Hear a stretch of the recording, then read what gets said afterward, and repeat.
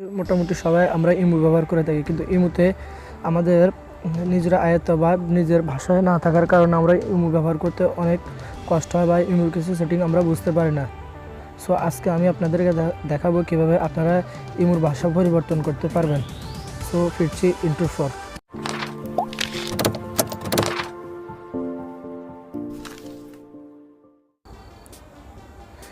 Intro for ফিরে আসলে আমাদের অবশ্যই ইমোতে প্রবেশ করতে হবে।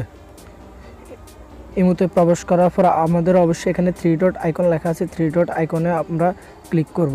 3 ডট আইকনে ক্লিক করার পর এখানে ল্যাঙ্গুয়েজ অপশন দেওয়া আছে, আমরা ল্যাঙ্গুয়েজ অপশানে ক্লিক করব। ল্যাঙ্গুয়েজ অপশানে ক্লিক করার পর এখানে আমাদের বাংলা অপশানে আমাদের ক্লিক করব। ক্লিক করার পর আমরা সেভ করুন এখানে ক্লিক করব। সেভ করার পর দেখুন আমার এখানে বিভিন্ন সেটিং বাংলা চলে আসছে।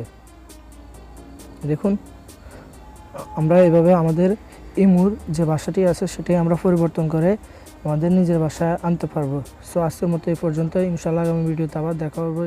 সে পর্যন্ত ভালো থাকবেন। আসসালামু আলাইকুম।